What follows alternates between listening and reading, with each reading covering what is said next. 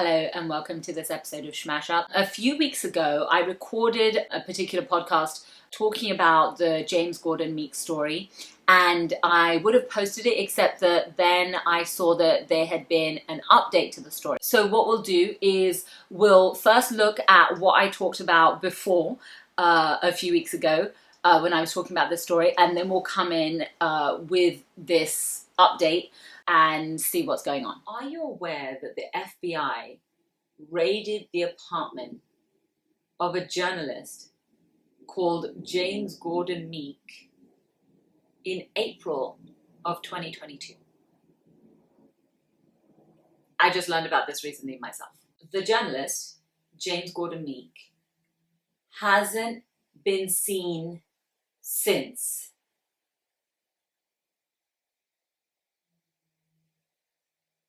No one's seen him. His colleagues, his neighbors, anyone who knows him. No one's seen him. No one knows where he is. ABC, who he worked for, says that he abruptly resigned and hasn't worked for them for months. Rolling Stone did an article about it. And Rolling Stone are themselves, along with every single other corporate media outlet in the West, is compromised. Okay? All of them. Every single one of them. Okay? Even the ones who pretend like they care about progressive values, no, they're all in bed with the military-industrial complex. Okay? They are all just propaganda mouthpieces, even if they themselves don't know it. Okay, and I'll do a whole episode about the military-industrial complex's infiltration of media outlets another time, right? It's a whole other conversation. But Rolling Stone did an article about this, and I want to read some of that article to you because it's pretty amazing. So, the article headline: FBI raids star ABC News producer's home. Emmy award-winning producer James Gordon Meek had his home raided by the FBI. His colleagues say they haven't seen him since. And this is an article by Tatiana Siegel published in Rolling Stone. To his detractors within ABC, Meek was something of a military fanboy. But his track record of exclusives was undeniable. Breaking the news of foiled terrorist plots in New York City and the Army's cover-up of the fratricidal death of Dave Sharett II in Iraq, a bombshell that earned Meek a face-to-face meeting with Barack Obama. There are many journalists who break stories who don't get face-to-face meetings with Obama. I'm just saying. There's lots of them. In fact, one of them, his name is Julian Assange, and he is currently being tortured by the UK and the US governments because he broke multiple stories of war crimes and corruption at the highest levels of Western governments, particularly the US, in their many imperialist actions around the world and corruption within their own countries. Julian Assange is being tortured for that right now. So Barack Obama wasn't exactly a fan of journalists who actually broke stories that were genuinely challenging the empire. The fact that James Gordon Meek earned a face-to-face with Barack Obama is an indication, possibly, that maybe he was doing something that they liked. Why else would he get a face-to-face with Obama?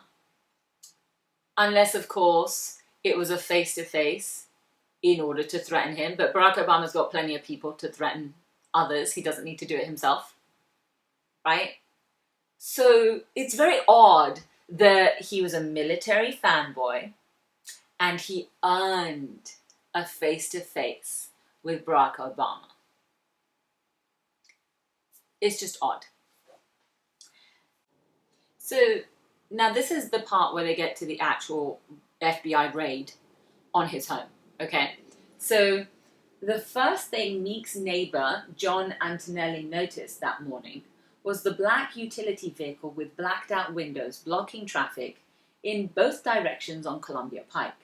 It was just before dawn on that brisk April day, and self-described police vehicle historian Antonelli was about to grab a coffee at a Starbucks before embarking on his daily 3-mile walk. He inched closer to get a better vantage when he saw an olive green Venco Bearcat G2, an armored tactical vehicle often employed by the Federal Bureau of Investigation, among other law enforcement agencies. A few Arlington County cruisers surrounded the jaw-dropping scene, but all of the other vehicles were unmarked, including the Bearcat.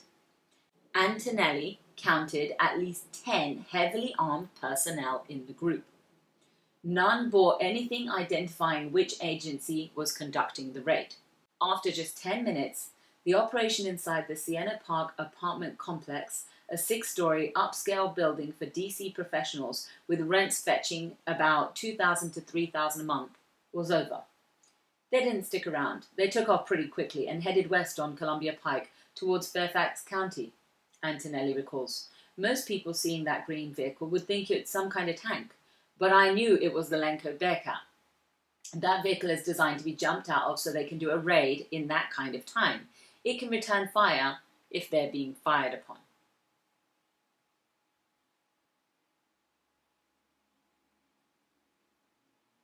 What were they expecting to be at James Gordon Meek's home, where he lived with his daughters? Multiple sources familiar with the matter say Meek was the target of an FBI raid at the Sienna Park apartments, where he had been living on the top floor for more than a decade. So they're saying that they had a warrant. An FBI representative told Rolling Stone its agents were present on the morning of April 27th at the 2300 block of Columbia Pike, Arlington, Virginia, conducting court-authorized law enforcement activity. The FBI cannot comment further due to an ongoing investigation. Though the FBI declined to comment in the midst of the investigation, the Department of Justice provided a statement. While the department cannot speak to any specific case or activity, so what they're saying is, we're not referencing James Gordon Meek or anything, right?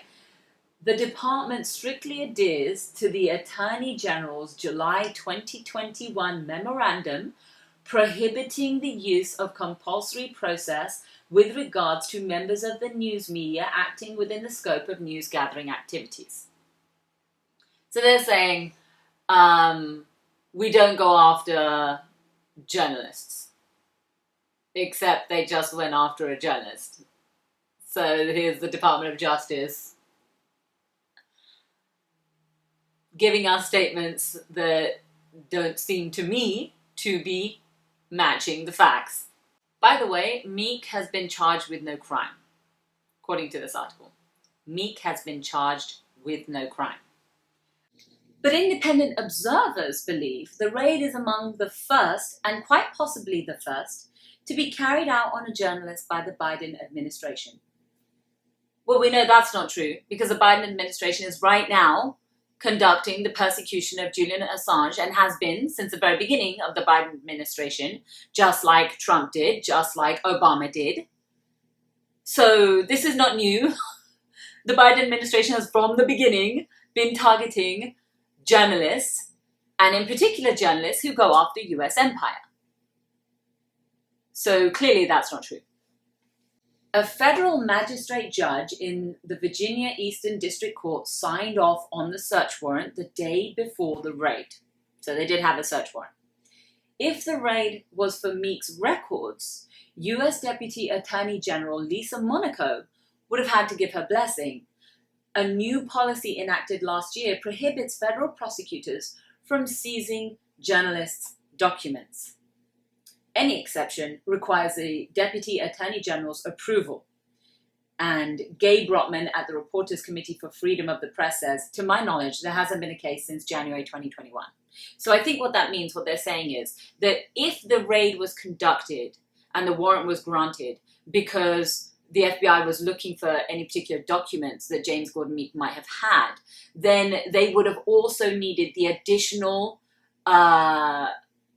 agreement of the US Deputy Attorney General, because of the rule that had been instituted in 2021 that said that they couldn't seize journalist documents unless it was an exception approved by that office. So that's what they're saying, that it couldn't have been because they were looking for documents, because if they had, they would have needed this in order to go in there and look for those. In the raid's aftermath, Meek has made himself scarce. None of his Siena Park neighbors with whom Rolling Stone spoke have seen him since, with his apartment appearing to be vacant. Siena Park management declined to confirm that their longtime tenant was gone, citing privacy policies. Similarly, several ABC News colleagues who are accustomed to unraveling mysteries and cracking investigative stories tell Rolling Stone that they have no idea what happened to Meek. He fell off the face of the earth, says one. And people asked, but no one knew the answer. What do you mean no one knew the answer? You're investigative journalists. Go and find the answer. It's really simple. It's really simple.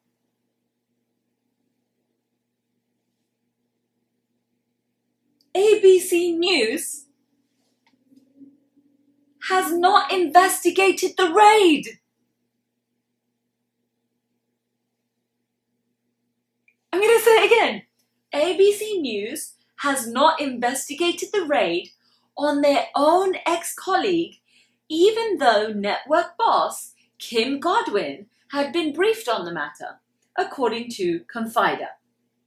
And the network subsequently declined to answer several questions from Confider, instead saying via a statement, he resigned very abruptly for personal reasons and hasn't worked for us for months, and we don't comment or report on speculation.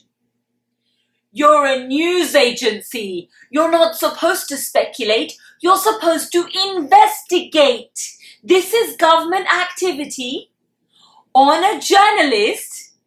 Your job is to investigate and cover it for the public. This is your news media, everyone. And by the way, this is a news media that James Gordon Meek worked for 9 years.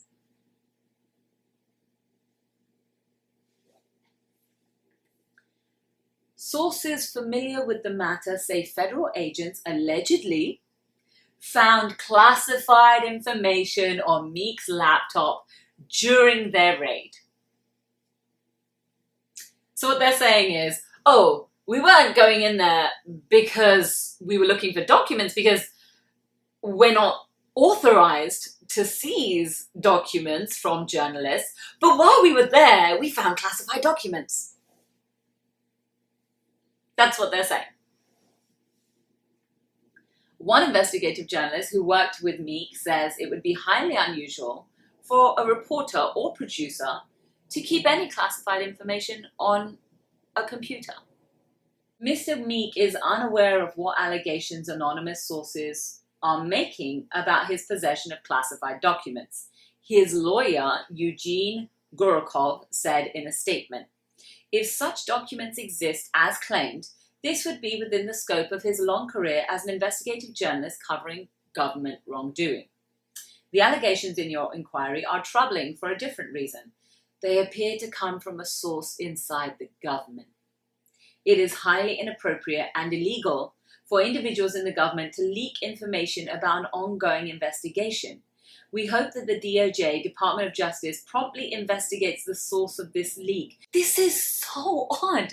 So his own lawyer, James Gordon Meek's own lawyer, is saying that it would be normal for James Gordon Meek to have any kind of documents on his laptop because that's within the scope of his long career as an investigative journalist, right? So that would be normal. Even if he were to be in possession of such things, that would be normal.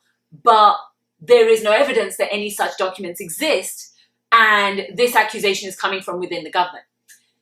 But then he says the DOJ should plug up its leaks. What are you talking about? Investigative journalism comes from whistleblowers.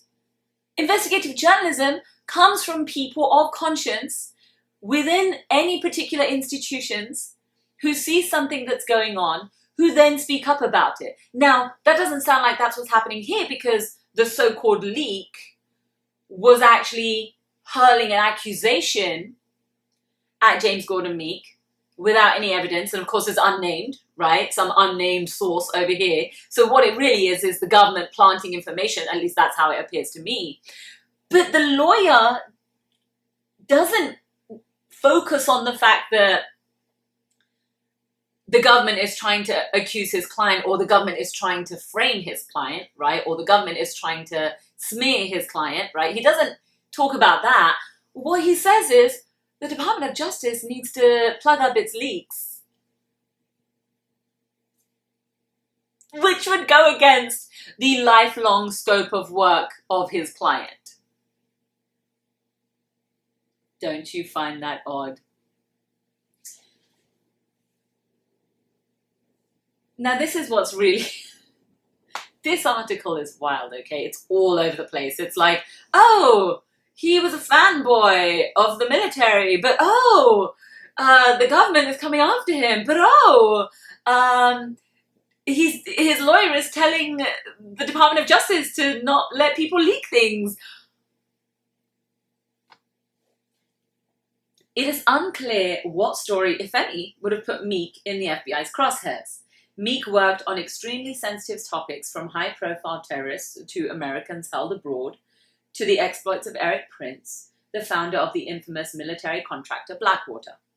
In recent years, some of Meek's highest-profile reporting delved into the 2017 ambush by ISIS in Niger that left 4 American Green Berets dead. Meek and ABC then adapted the story into the feature-length documentary 3212 Unredacted, which debuted last year on Veterans Day on ABC's sister company Hulu. So this is all very interesting, because so many of these stories sound as if, these are stories celebrating the US armed forces, celebrating US imperialist activities, but only as long as you could talk about it from the perspective of, aren't our soldiers suffering so much? As opposed to, what about the marginalized people in the global south who the US is harming? A robust Emmy campaign began prior to Meek's disappearance, with events like a screening and Q&A at the Motion Picture Association in DC that the journalist attended with one of his daughters. The story was particularly incendiary because it undermined the Pentagon's official narrative of what happened on the ground in the African nation and presented evidence of a cover-up at the highest levels of the army, according to the film's logline. Adding intrigue, sources say another ABC News investigative journalist, Brian Epstein, also abruptly and inexplicably left the network a few months before Meek. Epstein also worked as a director, producer, and cinematographer on 3212 Unredacted, and I'm not sure if I'm saying the name of that correctly. I could be wrong. I haven't seen this documentary, so I don't know. Hulu stopped Emmy campaigning after Meek apparently went AWOL, and the documentary ultimately failed to receive a nomination. The fact that they're saying in the article itself, the Rolling Stone article itself, is saying that Meek apparently went AWOL. Okay? So somehow casting him in the light of he himself has disappeared. He himself has run away. But there's, so far in the article, there's nothing to suggest that he himself ran away other than ABC saying he abruptly resigned. How? Where is the proof? Is there a letter of resignation? Show us where the letter is. What does it say? When was it sent in? How was it delivered? Where is the evidence that that's actually what he said? Meanwhile, at ABC, another investigative journalist who worked on the same story that Meek worked on, which embarrassed the US government because it actually questioned the US Army narrative. So it's odd because so many of his previous stories seem to have been about the terrorists and ISIS and talking about things from the perspective of the US government. But this one is actually an embarrassment for the US government, and a journalist who worked on that also abruptly resigned. Brian Epstein also abruptly and inexplicably left the network a few months before Meek. Where is he? Has anyone seen him? Is he at home? Did he get a job elsewhere? What's going on? We don't know, because Rolling Stone didn't investigate. This is what's so interesting about this.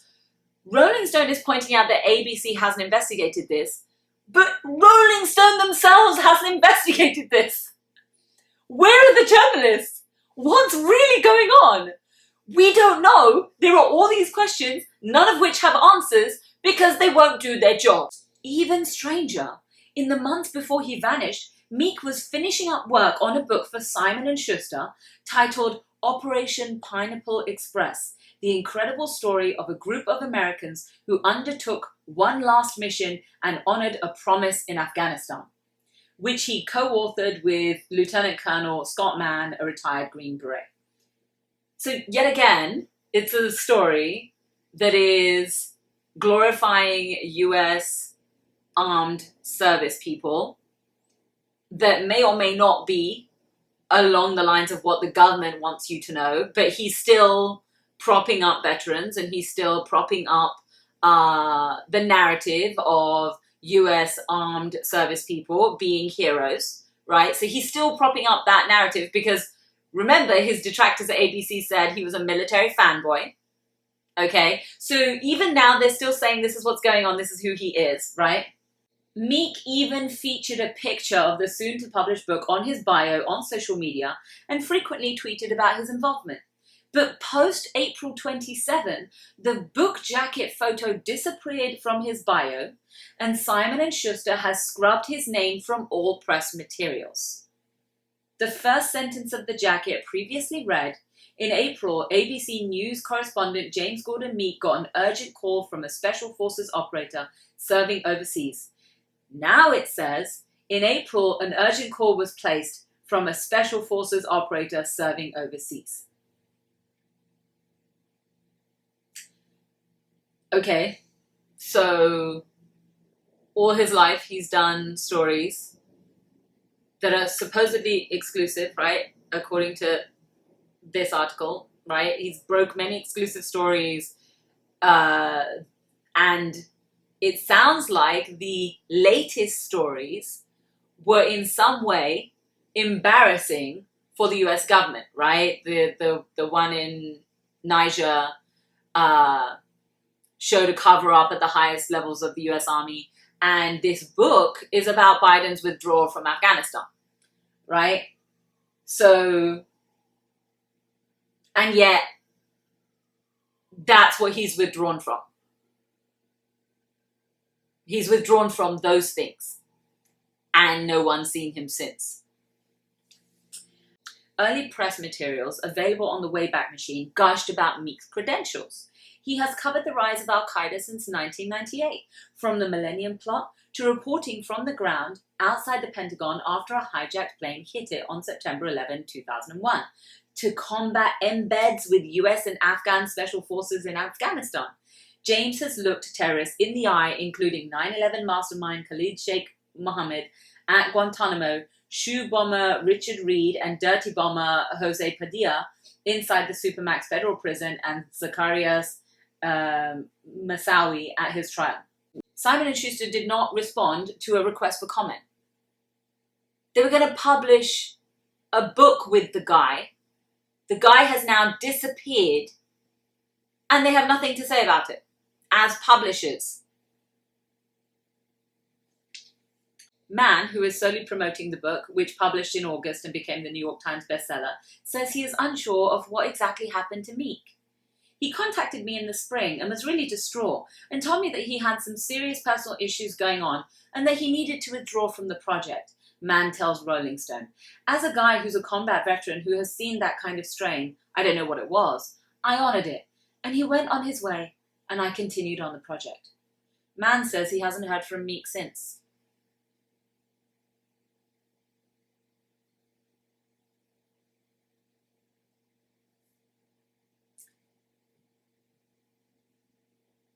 I mean, it's just like, you cannot even...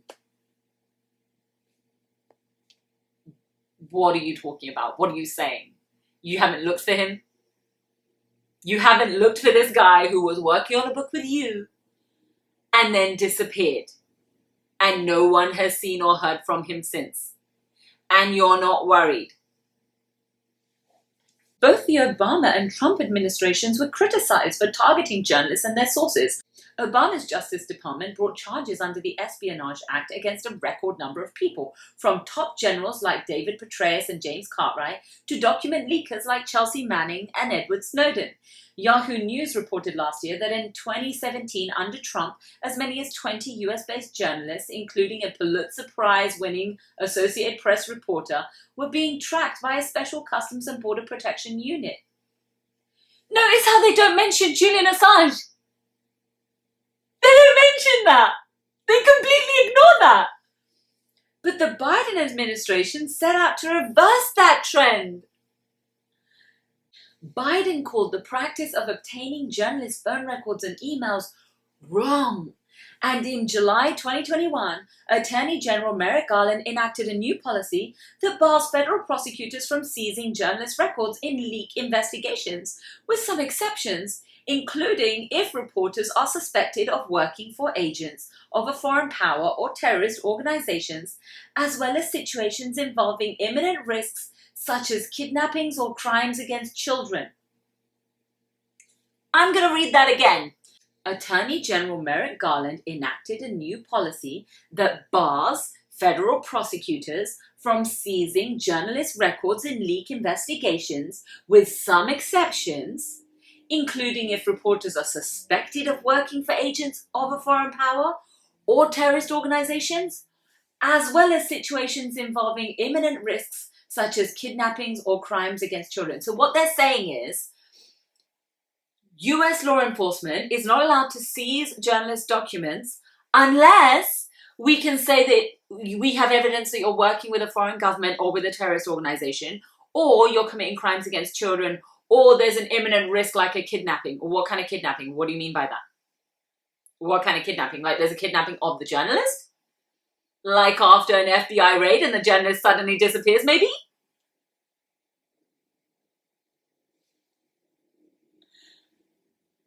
What is happening? A Department of Justice press release at the time added, to further protect members of the news media in a manner that will be enduring, Garland asked the Deputy Attorney General to undertake a review process to further explain, develop, and codify the policy announced today into department regulations. Given the new policy, the question looms on what grounds the feds would have had room to act on Meek.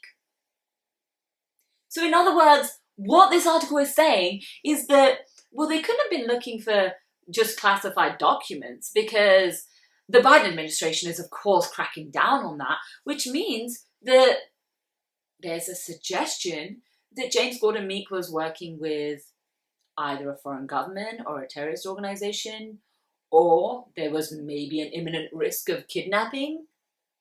By who? Where? What? How? Where is the investigation? No one knows. Or crimes against children. But Meek has been charged with no crime. Again, Meek has been charged with no crime. Despite seeing Meek in the elevator and in the parking garage frequently, neighbours didn't know much about him. He kept to himself, often hanging out on the rooftop alone. The only thing that really stood out was his hulking frame. He was hard to miss at 6'7". I couldn't even tell you what his occupation was, Poitras adds. So he was 6'7", Earlier, he was described as a bear of a man. So this was a large person, right? A large framed man, well established in his career, well known within government ranks and within media ranks, who just disappears off the face of the earth. No one knows anything, according to everyone in these institutions. Another resident who works in law enforcement says the muscle behind the raid was highly unusual. The last time I heard about a SWAT team going into an apartment building was the crazy stuff in Navy Yard, and they had weapons and stuff, the resident says of an operation 3 days after the Siena Park raid, in which 2 men were apprehended inside a luxury Navy Yard apartment building and charged with impersonating federal law enforcement. Unlike the Meek case, the Navy Yard raid was well reported, and authorities said they seized a stockpile of weapons. At ABC News, Meek's sudden absence has left many of his colleagues perplexed, given that he still had time remaining on his contract. They're perplexed, but none of them will investigate. But his background was often shrouded in mystery. Some contemporaries were under the impression that he previously served in the military. One described a picture in his office that was taken in a desert in which all of the others posing with Meek had their faces blacked out. One co-worker described him as sometimes gruff, but otherwise collaborative. Ben Sherwood, president of ABC News at the time, once lauded his accomplishments in a staff memo, noting Meek's vast knowledge of national security issues and skills as a deep-diving reporter. Now, Meek appears to be on the wrong side of the national security apparatus, but no one can say for certain if law enforcement officers actually removed him from the building. And thus a riddle was born. Documents pertaining to the case remain sealed. Well, you know, Rolling Stone or ABC or Confider, you could solve the riddle by looking for him. You could solve that riddle. You could find out what happened. Question is, will you?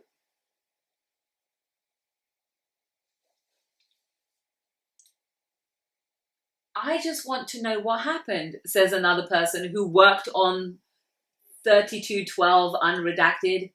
Meek's situation is making me nervous. I'm just going to deadbolt my door. Deadbolting your door's not going to help, dude. The FBI got a warrant and raided. And they're not being held to account, even though Meek was charged with no crime. They're not justifying themselves with any information about what they had on Meek. They're not telling anyone we had evidence suggesting this or suggesting that. They're saying, we can't comment on an ongoing investigation. But where is the ongoing investigation? Because no one knows where Meek is. Does the FBI know where Meek is? Have they asked the FBI if they know where Meek is? The story ends there. It seems to me like Meek was fed stories by the national security state, right? And he spent most of his time glorifying US armed service members in their operations all over the world as they continued the US empire's mission of oppressing many people all over the world, stealing their resources, enforcing US will and domination upon them. He was part of uplifting and glorifying that, it seems to me. Even if he himself may not have realized that's what he was doing, it seems to me that that's what he was doing. And yet, in recent times, some of his stories actually managed to embarrass the government, and now we don't know where he is. So, turns out that the Daily Mail did an update, and this update was published 1st of November 2022. And they say in their headline, missing ABC producer James Gordon Meek is seen for the first time since he went into hiding in April, but refuses to answer questions on mysterious FBI raid on his penthouse that brought his storied career to an abrupt halt. So he has been found, he has been spotted, he has been spoken to, and he's refusing to answer questions. It goes on to say, James Gordon Meek, 53, has been AWOL for the past 6 months after moving out of his Virginia apartment in the wake of a mysterious FBI raid. The Emmy-winning ABC producer resigned from the network just hours after federal agents swooped on his Arlington penthouse on April 27. So again, notice how they use the term AWOL, right? And it does look, according to this story, or their interpretation of the story, that he did himself go into hiding, that he did quit his job, that he did move out of his apartment, right? That's what they're saying. DailyMail.com finally spotted him last Thursday at his elderly mother's townhouse in McLean, Virginia, where he refused to answer questions. So interestingly enough, the Daily Mail actually went and hunted him down, which Rolling Stone didn't do, Daily Beast didn't do, you know, these other people who had been talking about this story before, you know, it turns out that they didn't, you know, do that work when they may have easily been able to find him if they had simply contacted his family members and said, where is he?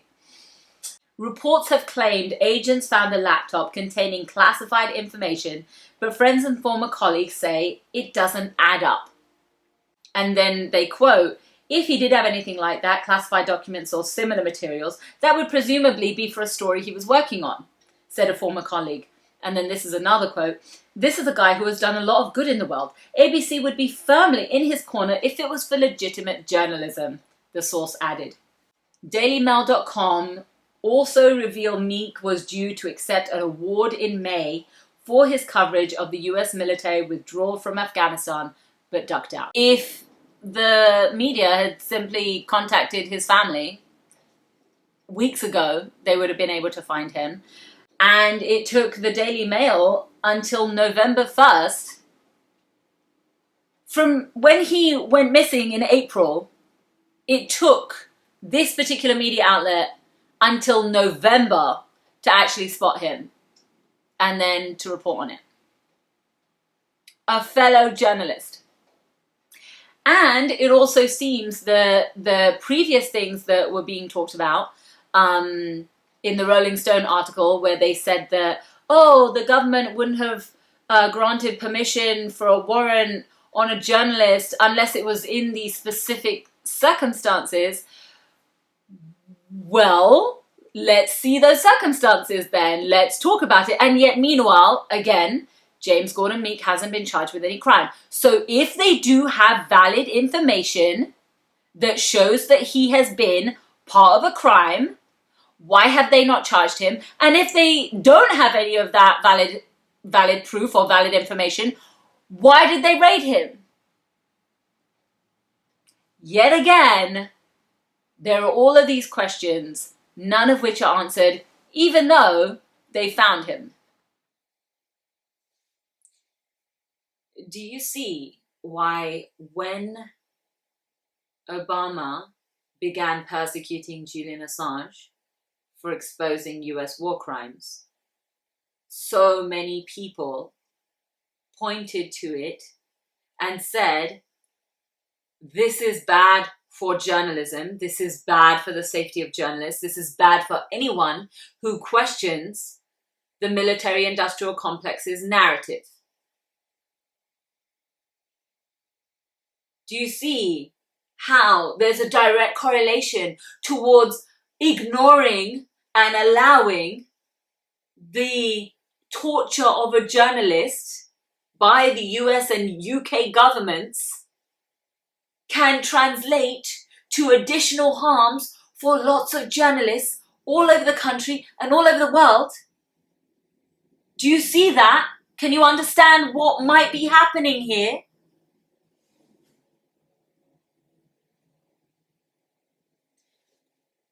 We cannot fight imperialism without journalists who are brave enough to actually expose the imperialists' narrative for what it is. We can't wait for people like Smedley Butler, who literally worked his entire career, his entire life, uplifting that military-industrial complex, and then only afterwards came out and said, yeah, it was all really evil. We can't wait for people to say it at the end of their careers when they've already committed all of these crimes. Who's holding them accountable for those crimes? Literally no one. Wouldn't it be nice if we held them accountable for those crimes right then? Wouldn't it be nice if we actually prevented those crimes from ever happening because we dismantled the imperialist empire and stopped endless war? Wouldn't it be nice if your taxpayer dollars were not going towards committing war crimes all over the world and persecuting journalists who dare to speak out? Wouldn't that be nice? So, speak up to defend journalists. Speak up to defend whistleblowers. Speak up to defend people who are wrongfully imprisoned or wrongfully targeted by law enforcement. Speak up about the military. They must be defunded. Speak up about the police and the FBI. They must be defunded. Speak up about the CIA and all of our national security state apparatus. They must be defunded. These are just obvious things that any reasonable person should be aware of and should be working towards. So let's work towards them together. I'll see you next time. Thank you for watching.